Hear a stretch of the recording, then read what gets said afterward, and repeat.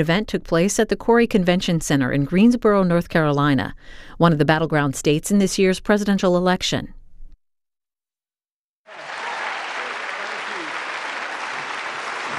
Wow, what a group. This is great. You know, I've turned down many of these over the last couple of months. They want me to do the little speech for the conventions, and I love doing it, but I really love North Carolina, and I have to tell you, I'm different from your average speaker because I really back up my words. I just bought a huge job in North Carolina, and right outside of Charlotte.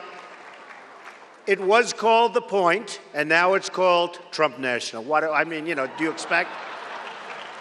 And it's a great job. It's a beautiful job on Lake Norman, one of the biggest lakes anywhere, and it's magnificent, and we love it, and it's going to be something very special.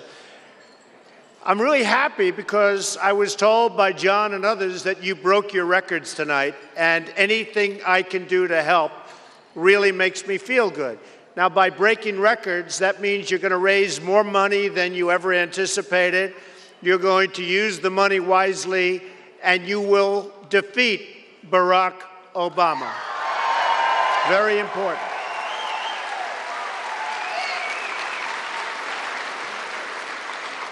Now, you know, today when I left New York, I happened to turn on the television and saw some news.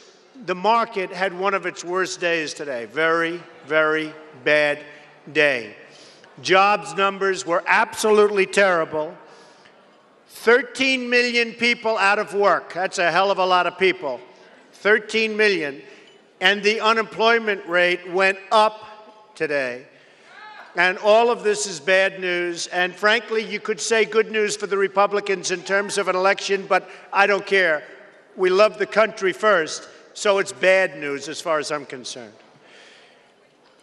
We really have difficulty in this country.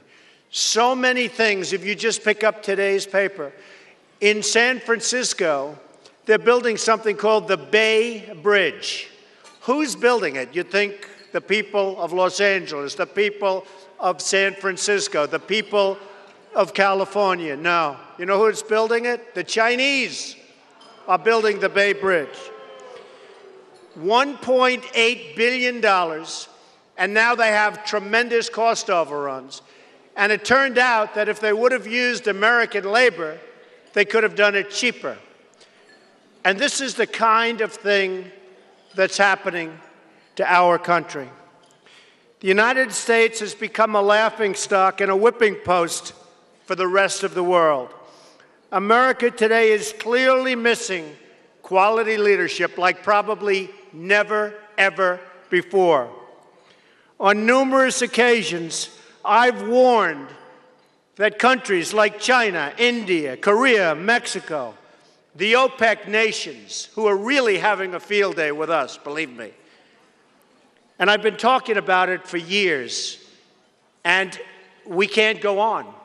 We cannot continue to go on where countries are laughing at us, laughing at our leaders, laughing at every single thing we do. You know, it used to be that we had the greatest negotiators. We were the kings and queens, and today we're a laughingstock. And I can tell you, the people in this room don't like it, and I don't like it.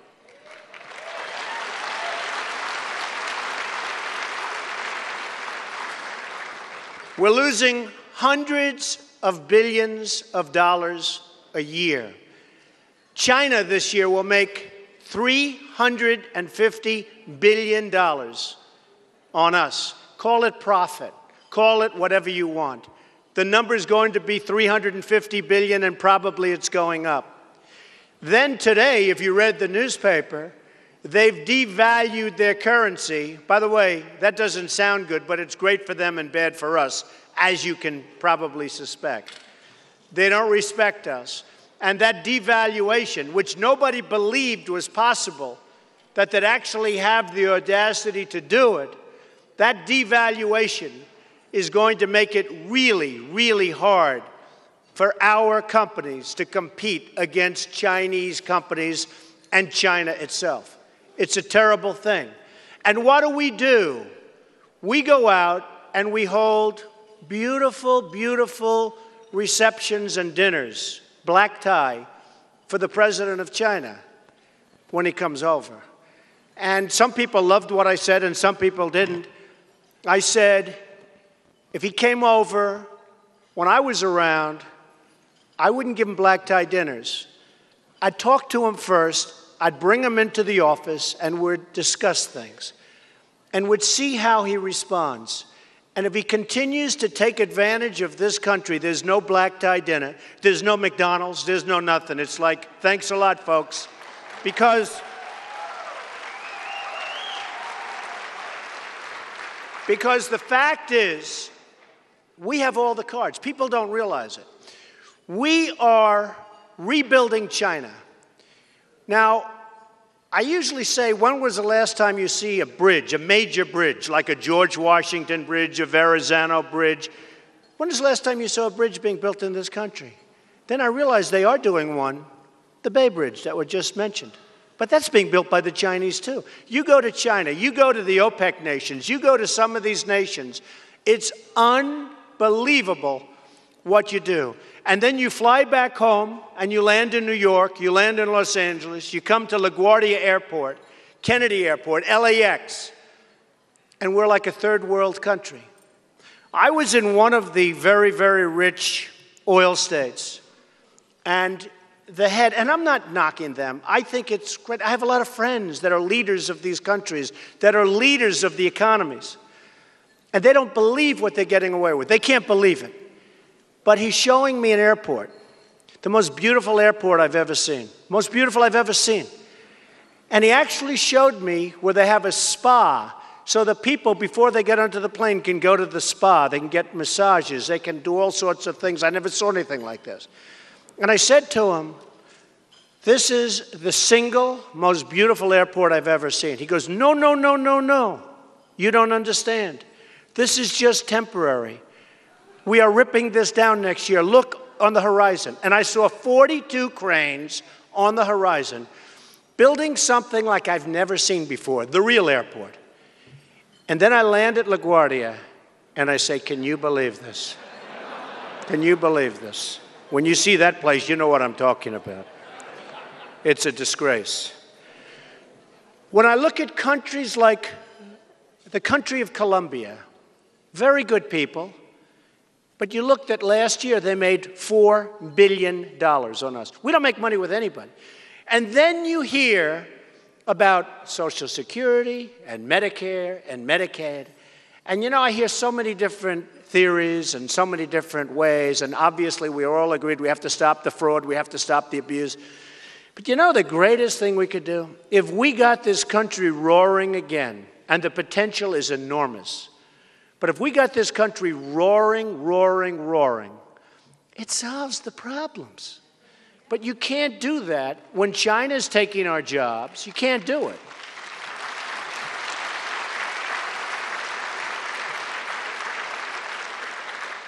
When China's taking our jobs, we're a bunch of patsies. When they're making our product, and not only China. Now, China's the worst abuser. Then I guess you could say OPEC, but, you know, there's a big question. Who abuses us more? OPEC, those nations wouldn't be there except for us. And, you know, one of the things that I find amazing, they talk about Barack Obama and his foreign policy. What's his foreign policy? Think of it.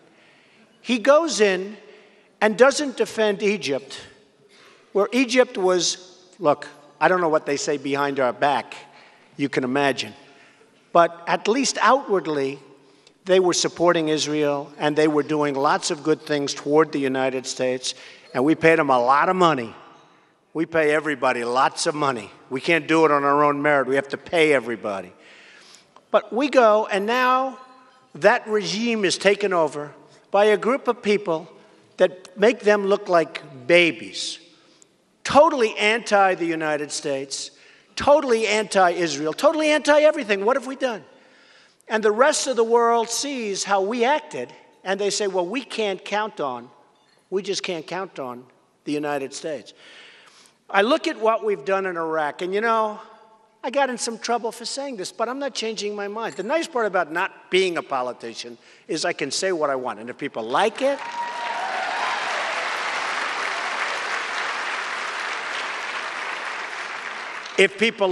that's fine. If they don't like it, that's okay too. But look at Iraq. The smart people said, when we went into Iraq, we went in for the oil, okay? Because it never made sense. They didn't have the weapons of mass destruction. We learned that early on. We ended up in this absolute quagmire. $1.5 trillion, thousands of lives, and our wounded veterans all over the United States. You see them all over the United States. And I made the statement very strongly a few years ago. I said, look, they have the second largest oil reserves in the world. People don't know that, right after Saudi Arabia. I said, why aren't we at least paying ourselves back out of that oil? And these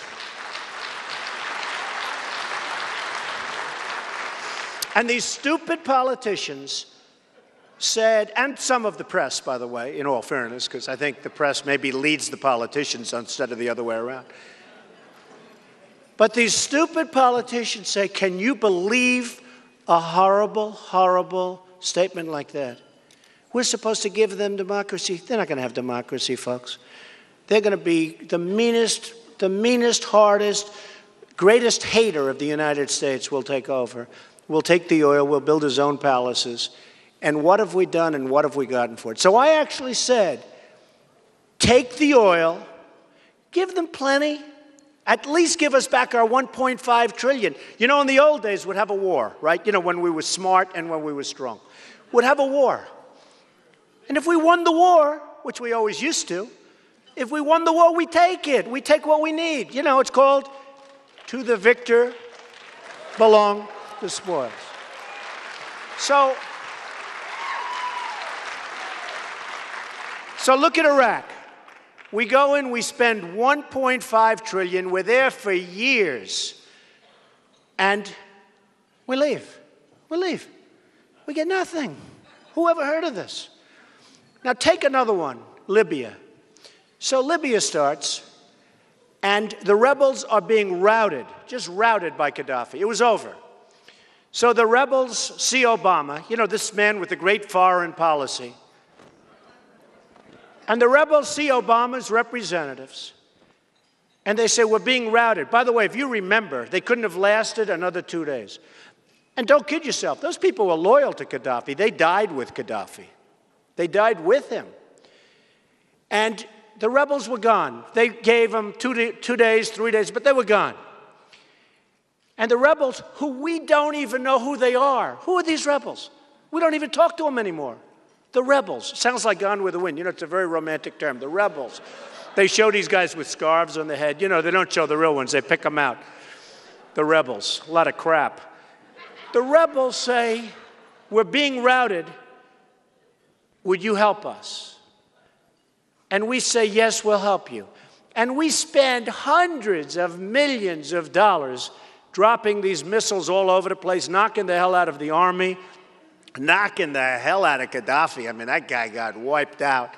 But we're spending hundreds and hundreds of millions of dollars. The rebels take over, and you know who they sell their oil to? China. We don't buy oil from them. China is their primary customer. You know how much China spent? Nothing. They weren't involved. So what I said, this was before the end, and actually before they made the deal, because I'm very instinctively a businessman. You know what? I made a lot of money. I love making money. I love creating jobs. I love doing everything. I just like the system. But it's a hard system now because regulation's so bad, so many things. But, I said to the representatives, and I said to whoever would listen, tell the rebels, they would have given you anything. They're gone. 3 days they had, maybe 1 day. Say, listen, we're going to help you, but we want 50% of your oil. You know what they would have said? Where do I sign? In fact, if you would have said 75%, they would have said, okay, too, but I want to be a nice person. I don't want to get greedy. Now, Libya is a very, very big oil-producing state. We would have gotten their oil. They would have had plenty for themselves. I don't want to take it all. They would have had plenty for themselves. And all you had to do is, believe me, anybody in this room could have done it. Just say, we're going to help you, but we want 50% of your oil here, sign. They would have signed. Now, by the way, it was suggested that they pay us back the money that we spent, which is peanuts compared to the 50%. And they said, how dare you ask us for that? We're a sovereign nation. How dare you? And they threw them out of the room. And by the way, Iraq, this was the beauty of all beauties. One of the politicians, if you call them that, in Iraq, and I don't blame them for asking, they figure we're so stupid we might even do it, said that we have destroyed their country. We want retribution. We want you to pay us back for the damage you've done to Iraq. You believe this? And I'll tell you what, our leaders, they don't have it. I wouldn't be surprised if they made a deal. Can you believe this? It's hard to even talk about. So you look at what's going on. You look at two cases. I mean, I just use them as examples. Iraq and Libya. Now, Iraq was a very powerful nation, relatively speaking. I mean, it took us about 3 days in terms of wiping their army out. But we didn't count on people with the bombs and the this and, you know, all of the dirty pool that's played. But Iraq was a counterbalance to Iran. And for years and years and decades, they would go, one would go 3 yards over, the other one would go 3 yards over. One would use poison gas, the other would use something. But they were basically identical. And they couldn't do anything. They were their own checks. This was a natural check that took place over many, many years. Military check. Well, we've decapitated the Iraqi army. So now Iran is just waiting. They're just waiting. And at some point, there's no question, as sure as you're sitting here, unless something else happens first, like somebody wanting to get elected, and the only way he's going to do it is to start a war with Iran. Because I tell you what, if Iran isn't negotiating now, they got to be crazy. Because they are sitting, and I said this the other day, they are sitting on hot timber. They are really crazy if they're not negotiating. And by the way, they do, in my opinion, want to negotiate. But we may have somebody that wants to have war because he doesn't want to accept a negotiation, which could turn out to be much stronger than war, and you could make a much better deal than war, but it may be good politics. So I actually blogged the other day. I love this twittering and tweeting. I love it because, you know, I'm bigger than the New York Times. I got millions of people. It's like I own the New York Times. It's crazy. It's crazy. That's called the New Age. You know, I always wanted to own a newspaper. Now I own a newspaper, and it didn't cost me anything. It's unbelievable.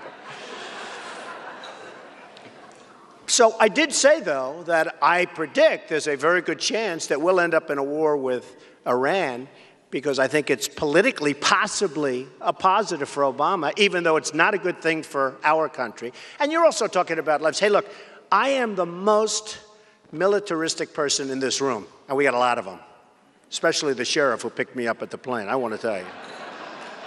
Okay? Tough guy. That's why your crime is way down. I love people like that. But I'm the most militaristic person in this room. But you have to know where and when to go with it. I think we can do anything we want with Iran. We don't even talk to them. You know, we don't even talk to them. The leader comes to New York City, nobody talks to him. He gets up at Columbia University and they disgrace him with the worst statements. And you know what? It's not that I care so much. I'm only interested in the deal that's good for the country. And let's see what happens with Iran. But assuming it goes on more or less the way it's going now, Iran will walk in and take over Iraq like nothing, like nothing. And they'll take over the second largest oil fields and oil reserves in the world. And we will have made that possible with our $1.5 trillion and our thousands of lives and our wounded. We will have made that possible, and I think it's absolutely one of the saddest things, because we have people in Washington that don't know what they're doing, and it's a very sad thing.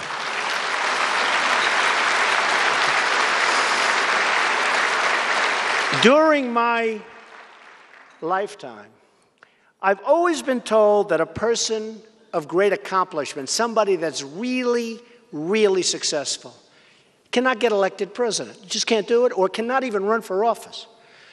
And I'm starting to sort of see that. As an example, I have great, great respect and have learned a lot about him. I know him well. He's a fantastic man, a fantastic guy, Mitt Romney. Really is.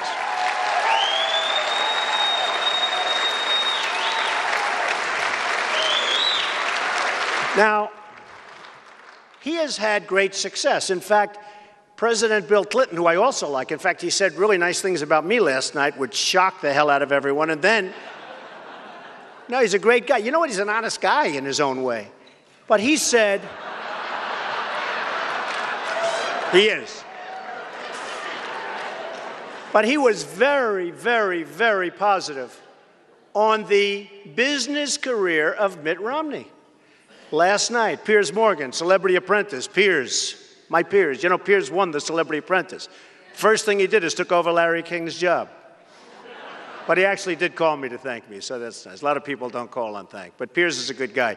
And Piers interviewed last night, I'm sure some of you saw it, it's become like the biggest story, interviewed President Clinton. It was a great interview. The president was great, although I don't think Barack Obama thinks so, because they talked about the business career of Mitt Romney. And the president, among other things, said it was sterling. Now, the word sterling is powerful. That's a great word, especially nowadays, you know, with the dollar having problems with everything. But the word sterling is a great word. It's a very powerful word. And I can imagine the White House must be going nuts. But he was honest. And the man has had a great business career. And just over the years, I've seen it.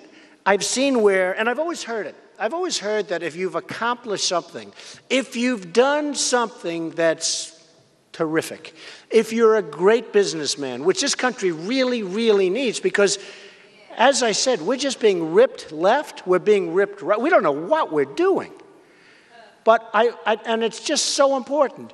But when President Clinton made that statement, the word is today that the White House is livid, because if you know, and if you've been watching, and most of you as great Republicans have been watching like I've been watching, the initial salvo from the Obama campaign was an attack on Mitt Romney's business acumen. Now, the man has done an amazing job. You look at Staples, you look at so many companies, and he's just done a great job. But it was an attack. And now you have Cory Booker, good guy, the mayor of Newark. He comes out on television and said very, very strongly, you shouldn't do that. And Bain is a fantastic company. And then last night, you had President Clinton really, really giving positive kudos and just fantastic words of praise to Mitt Romney. And he did that because it was the right thing to do. And I assume that ends that particular attack, because I think it's going to be very hard to continue to attack Mitt Romney from that business standpoint. I'm sure they'll find something else, or they'll try like hell. But it does tell you when a man who's done so many wonderful things can be attacked so viciously that it really is a tough life being a politician. I know we have plenty of politicians in the room. It's not easy. And one of the reasons that I decided that I wouldn't run, and as you know, I was doing very well, the polls were great, everything was great, and I loved doing it. And I had to make a decision because I had so many things going, and I don't want to bring up a very successful show called The Apprentice. I assume you all watch The Apprentice. Where Arsenio Hall, somebody said, oh, because I brought up the birth certificate, I'm a racist. I said, how could I be? I just picked Arsenio Hall. Give me a break. Because I asked, she likes Clay Aiken. Because I asked to see his college records because I'd like to see him. I'd love to. There's one line called,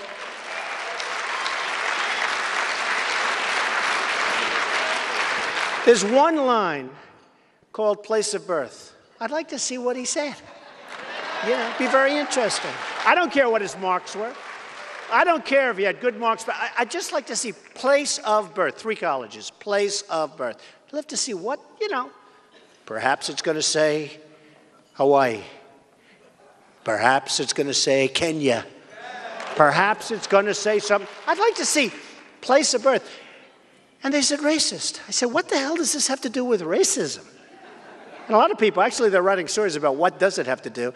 And other presidents, from what I understand, all other presidents have given their records. So this is really the reverse. And then, as you know, last week, I just brought it. It was sort of interesting. I just happened to have it in my pocket. This was from Barack's publisher.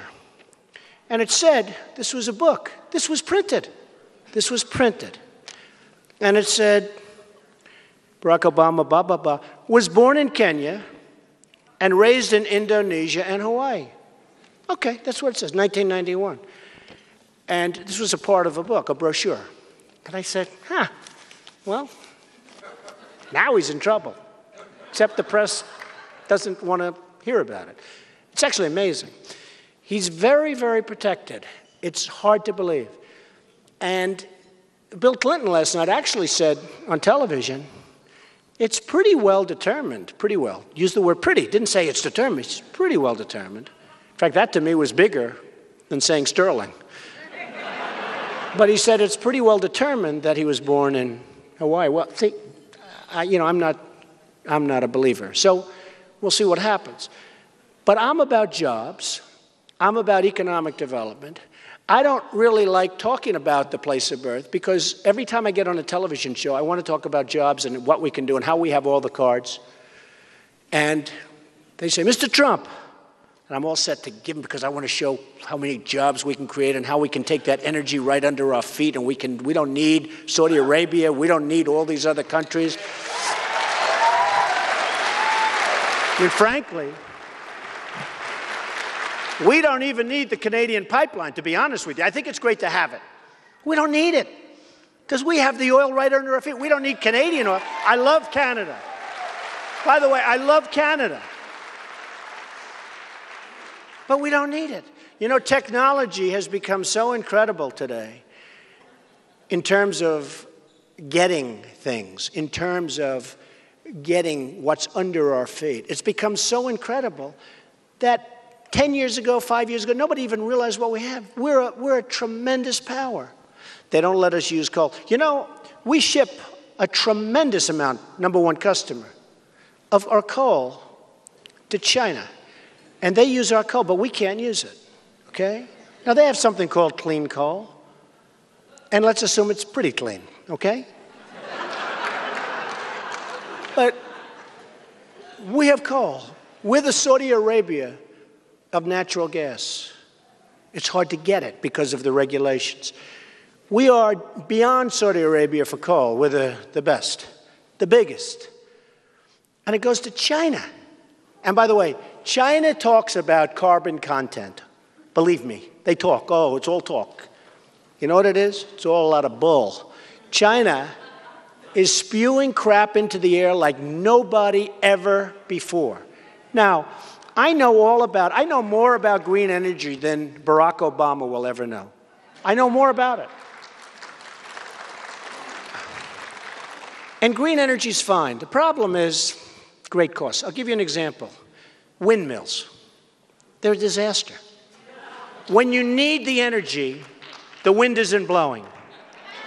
When you don't want the energy, you know, like winter and wind and storms, the wind blows so much that the suckers explode. They blow up. Did you ever see it? They show them blowing up. In addition, you know, the funny thing is the environmentalists, it's really funny. They all want windmills until they say, put them in their backyard, right? Go up to Cape Cod, see how the environmentalists feel about windmills. They don't want them. They want them in somebody else's neighborhood, but they don't want them in theirs. Look at what happened to Palm Springs, California.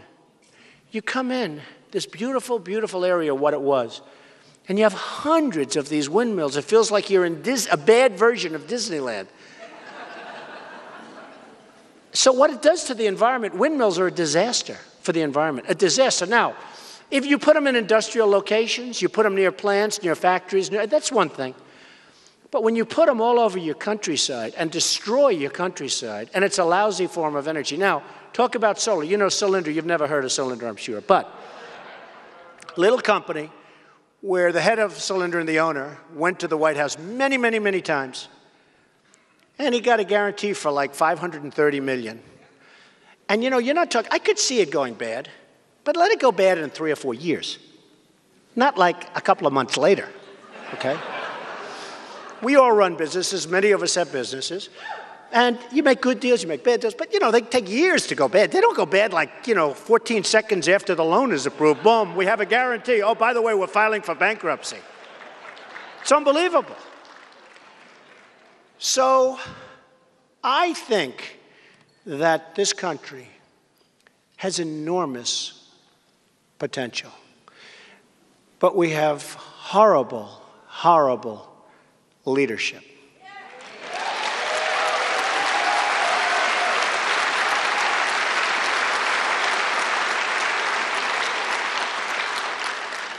If we had, as an example, the right people negotiating with some of the countries that are all laughing at our stupidity and they're all over the lot and everyone has a different deal and that's fine, but to me, it's very simple. I know all the killer business. I know people that are so horrible, that are so vicious. In some cases, they're nice, but mostly, they are great business people. Some are nice, most of them aren't. Some are happy, most of them aren't. But they're good at business. That's all they think about. They have no life. Now, if you take a couple of them, I won't use names, but they're names that you would have heard of, and, they win a lot. I win a lot. Now, if I take some of those people, I don't even like to call them friends because they're hardly friends, because they almost can't be friends. But I want them negotiating against the Chinese, not some diplomat that studies how to be nice. You know what a diplomat does? They go to school, and they study how to be nice. That's all they can do is be nice. You ever have dinner with a diplomat?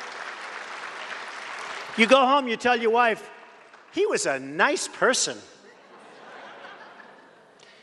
So why aren't we using our best and our brightest? China uses their best. They have a school system where, you're not good, boom, boom, boom, boom, and they end up with the smartest people, and then those smart people take apart our stupid people. But they have a system. I'm not saying we should have a system, but we do have a system in our own way. You have people that have made a lot of money and have been really, really good, and they know what they're doing. Why aren't we using those people to do our negotiations against other countries? Look at Brazil. A friend of mine calls me up, not a rich guy, but he's buying an airplane.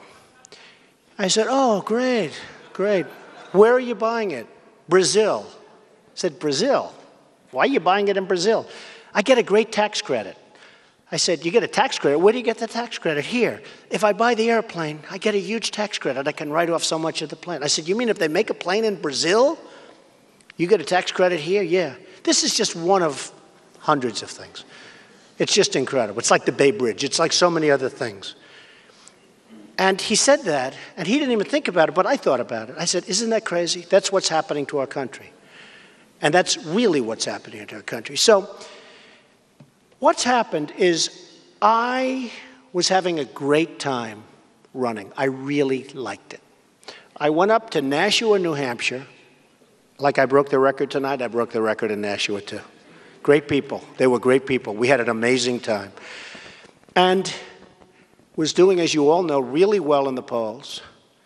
I went to the White House Correspondents' Dinner, and the press, because they're so dishonest. I mean, they are so dishonest. The President of the United States spent a lot of time talking about Donald Trump. I'm in this room that made this ballroom. In all due respect, the ballroom was like many, it was a monster. It must have been 5,000 or 6,000 people. And the President of the United States was telling, very respectfully, Donald Trump jokes. And, it's funny, when I walked in, the press was saying, do you think he'll mention you, Mr. Trump? I said, I don't think so. Why would he mention me? What do I know?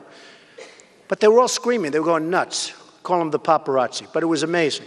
So I went in with my wife, and I sat down, and the president started with joke after joke about Trump, that the White House is going to be called Trump White House. You know, you had the Trump over there. It was all cute. It was very nice. He did a great job. He was very respectful, actually, and I had a great time. In fact, you know, as some of the men and women in the room will do, I tapped my wife on her knee. Now, I was trying to act a little bit stone-faced because, you know, I don't know, am I supposed to laugh? What am I supposed to do? So I'm sort of a neutral. I'm like Switzerland. I'm neutral.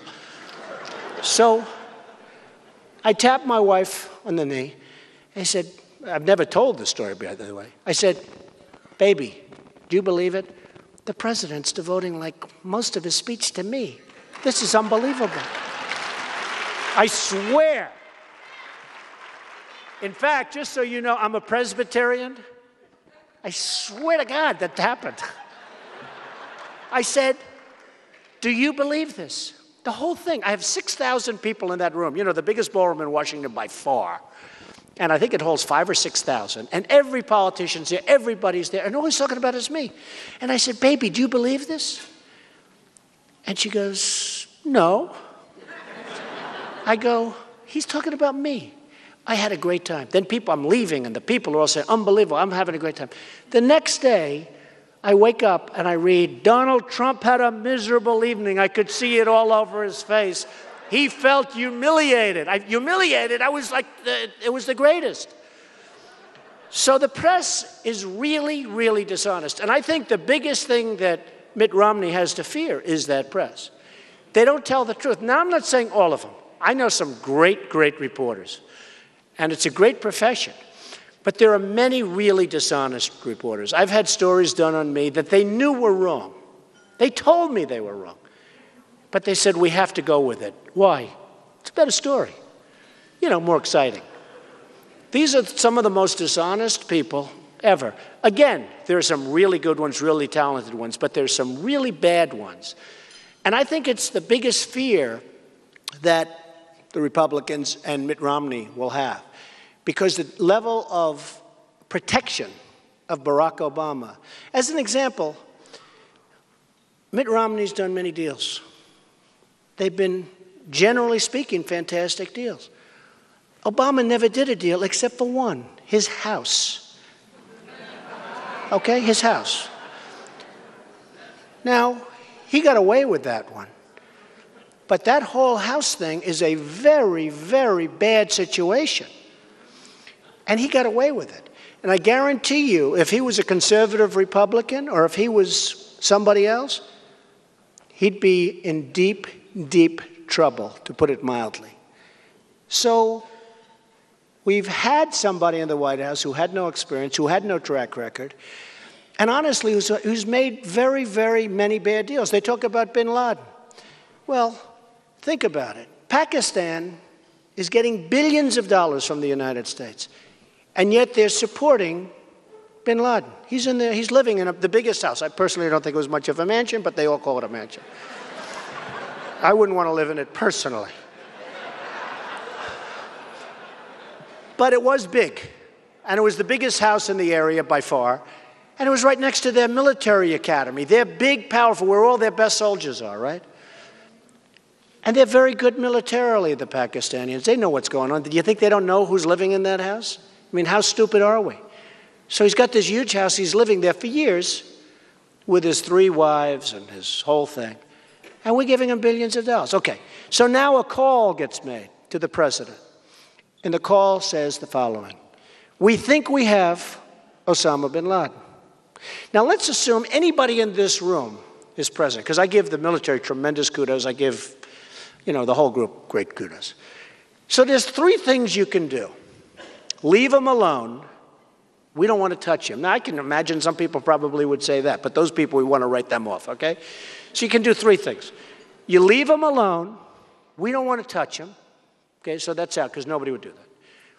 2 other things left. Go in and get him, or drop a missile on him. So I think a lot of people would say go in and get him. I mean, I personally would have said that, I think, because it would have been so nice, right? So he said, go in and get him. And they went in and they got him, and that was good. But who wouldn't have made that decision? I mean, is there anybody that wouldn't have made that decision? And now, instead of sitting back and relaxing, he's bragging, I got bin Laden, because that's one of the things he did. And, give him some credit, but I think anybody else would have made the same decision. And then you look at the polls of the military, and Mitt Romney is way, way, way higher in terms of polls. They didn't like him grandstanding with Osama bin Laden. They didn't like it.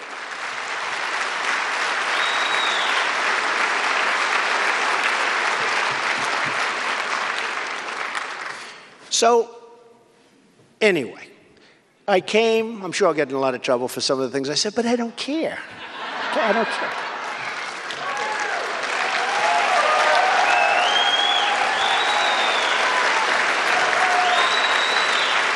We actually have a lot of national press back there, and I'd see these guys, they just salivate, oh, we're going to get Trump. Who cares? But we really have to do something. We have to do something soon. North Carolina is one of the most, if not the most important state in terms of who's going to become the next president.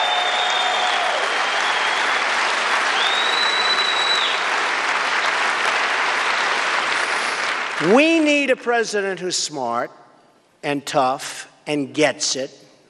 We need a president who has business acumen. We need a president who has business ability.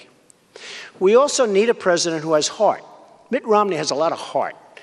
And the reason I decided not to run is I got to know him. And I heard him on one of the debates saying about China, that China will not continue to manipulate their currency. They will not continue to destroy this country.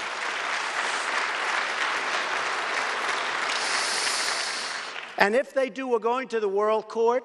And if they do, we're going to do other things like, excuse me, we're going to tax your product 25%, and they will come to the table because they will have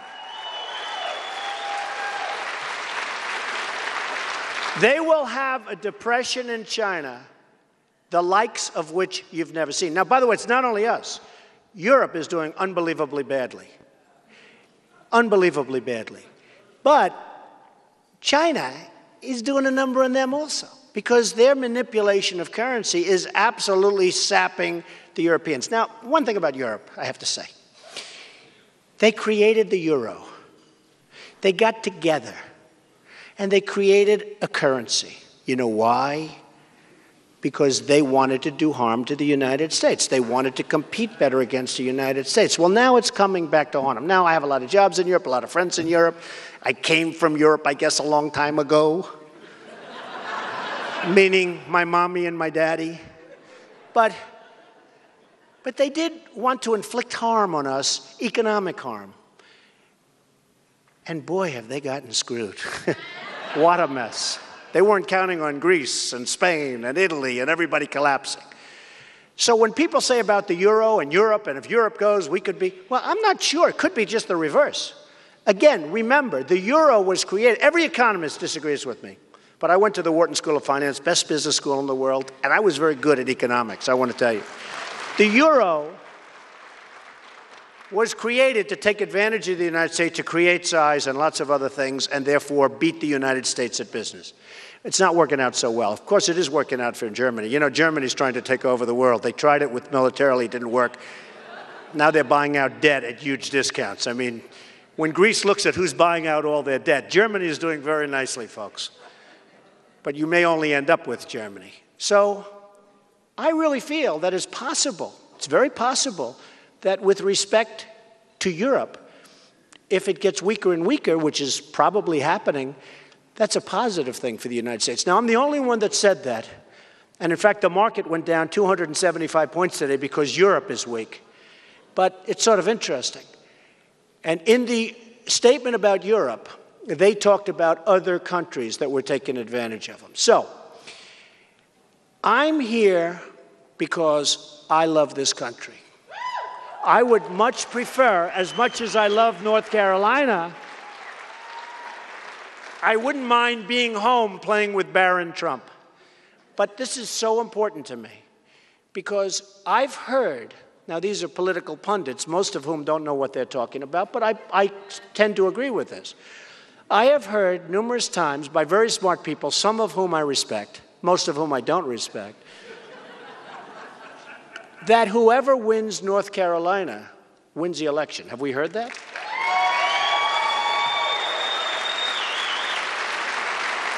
In other words, you're in a very, very important position.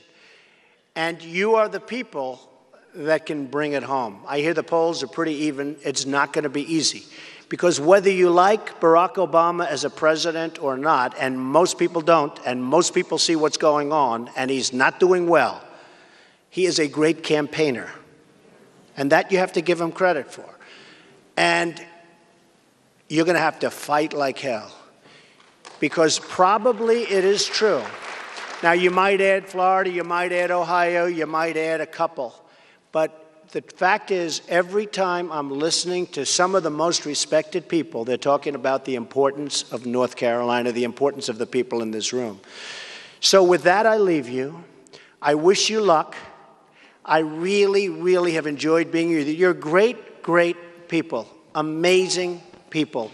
And I really am honored to be with you tonight. And have a good evening. Thank you very much. Thank you.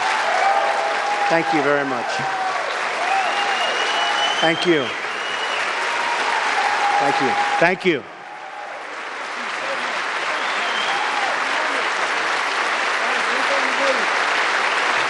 I want to see everybody playing on the Trump National Golf Course in North Carolina.